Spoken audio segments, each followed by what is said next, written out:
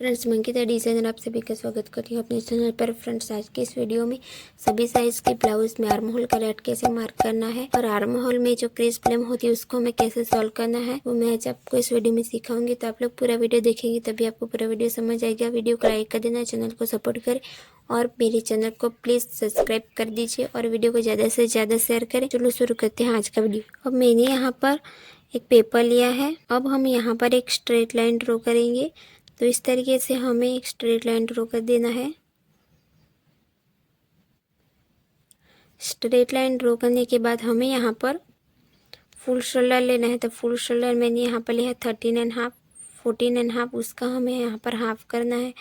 तो मुझे यहाँ पर मिलेगा 7.25। तो यहाँ पर मैंने एक मार्कर दिया है।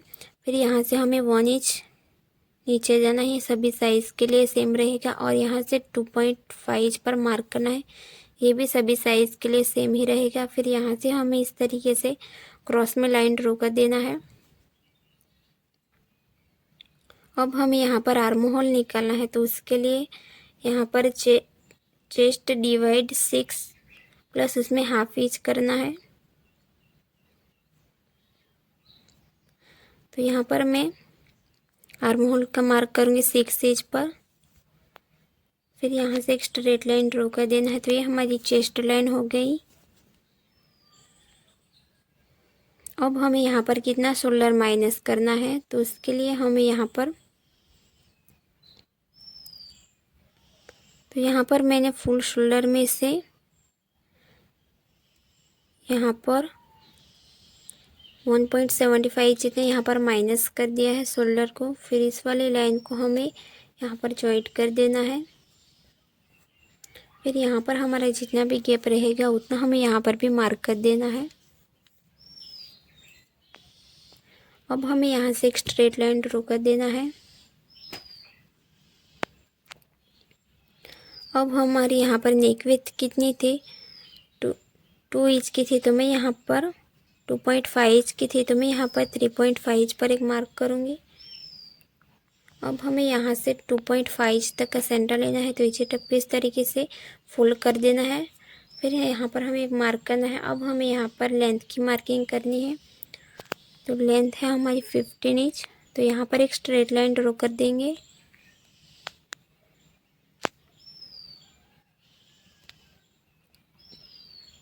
अब हमें शोल्डर से हमें चेस्ट लाइन तक का सेंटर निकालना है। तो इसी टप को इस तरीके से फोल्ड कर देना है। फिर यहाँ पर हमें एक मार्क कर देना है। फिर यहाँ पर हमें अंदर की तरफ जाना है 0.25। फिर यहाँ पर हमें 0.75 पर मार्क कर देना है। अब हमें यहाँ पर चेस्ट का चौथा भाग लेना है 8.5 इंच। फिर सिलाई के लिए हमें यहाँ पर मार्क करना है। तो इस तरीके से हमें यहाँ पर क्रॉस लाइन ड्रॉ कर देना है। फिर यहाँ पर हमें शेप देना है। तो इस तरीके से फ्रेंच कर्व को रख देना है। अब हमें यहाँ पर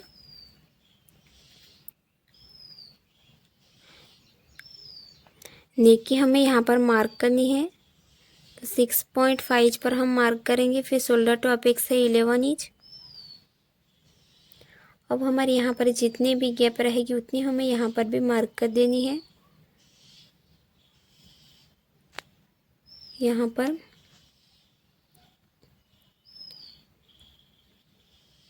अब हमें यहाँ पर इस तरीके से लाइन को ड्रॉ कर देना है।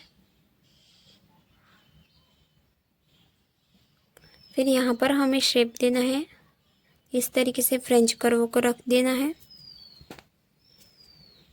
अब हमारे यहाँ पर शोल्डर टू यहाँ पर अपेक्स है 3.5। तो यहाँ से हमें इस तरीके से लाइन को मार्क कर देना है। तो यहाँ पर हमारा 3.5 है। तो यहाँ पर हमें हाफ इंच माइनस कर देना है। तो मैं 3 इंच पर यहाँ पर मार्क किया है। फिर इस वाली लाइन को हमें इस तरीके से यहाँ पर मार्क कर देना है। अब हमें यहाँ पर कितना टक्स लेना है वेस्ट में, तो यहाँ पर मेरा तो यहाँ पर मैं जो वेस्ट में जो टक्स लगता है और आर्म होल में जो टक्स लगता है उसका एज आता है चेस्ट टक्स है और 28 से 35 तक, 36 से 45 तक और 46 से प्लस। तो वेस्ट टक्स है यहाँ पर 28 से 35 तक 2.50 और 36 से 45 तक 3 इंच का और 40 से प्लस रहेगा तो यहाँ पर 3.50 का। तो हमारा इसमें आ जाएगा 30 चेस्ट है तो 2.50। तो हमें यहाँ से हाफ इंच माइनस कर देना है। तो मैं यहाँ पर 2 इंच पर मार्क किया है। फिर इस वाली लाइन को यहाँ पर हमें मार्क कर देना है। तो यहाँ पर हमारा कितना गैप है, तो वेस्ट की मार्किंग हम इस तरीके से करेंगे।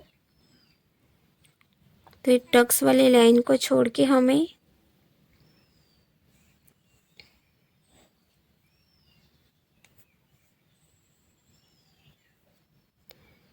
तो मैंने यहाँ पर 7 इंच पर मार्क किया है।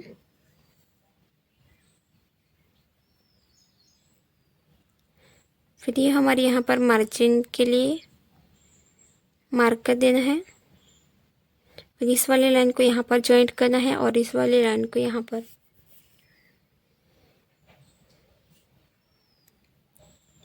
अब हमें इस वाले लाइन का पहले नाप लेंगे। तो ये हमारी 4 इंच के, तो हमारी इस वाली लाइन भी तो इस तरीके से इची टेप को फोल्ड करना है और यहाँ पर सेंटर लेना है। फिर यहाँ से यहाँ तक का हमें सेंटर लेना है और यहाँ से यहाँ तक का।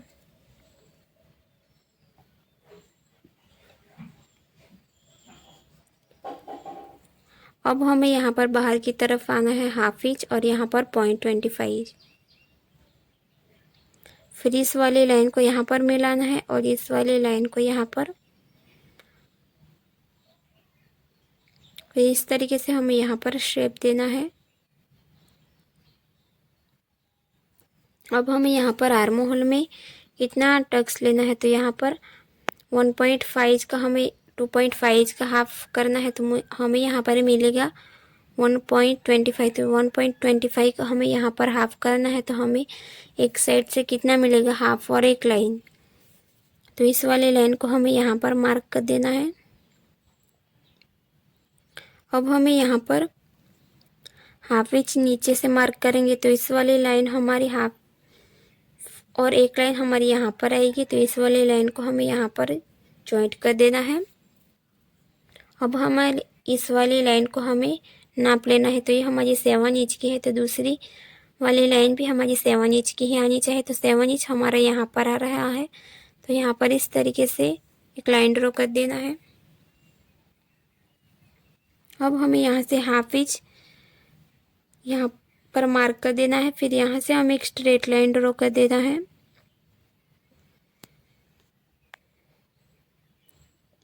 फिर इस तरीके से हमें यहाँ पर नया आर्म होल ड्रॉ करना है। तो इस तरीके से हमने यहाँ पर नया आर्म होल बना दिया है। अब हमें यहाँ पर इस वाले टक्स हमारा कितना है, 4 इंच का, तो है हमारे दूसरी वाली लाइन भी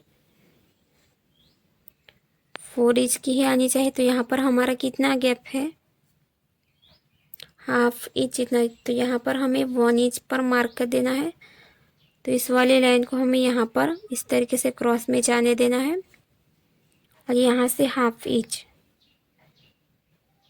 तो इस तरीके से हमें यहाँ पर हाफ इंच पर मार्क कर देना है।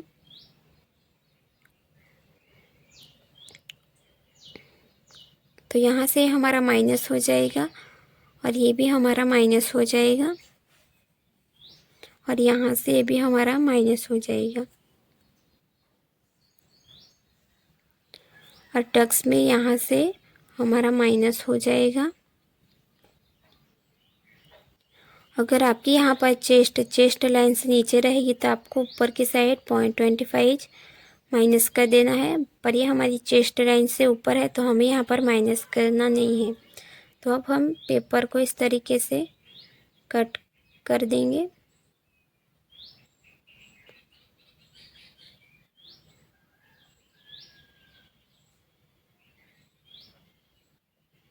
तो अब हमें यहाँ पर आर्म होल की कटिंग करनी है इस तरीके से। अब हमें यहाँ पर गले की कटिंग करनी है। तो अब हमें इस तरीके से यहाँ पर टक्स हमें बनाना है और इस तरीके से हमें यहाँ पर नया आर्म होल मिल जाएगा। तो हमारे आर्म होल में यहाँ पर क्रीज नहीं आएगी। फ्रेंड्स, अगर आपको इस वीडियो में समझ नहीं आया तो आप मुझे कमेंट करके पूछ सकते हैं।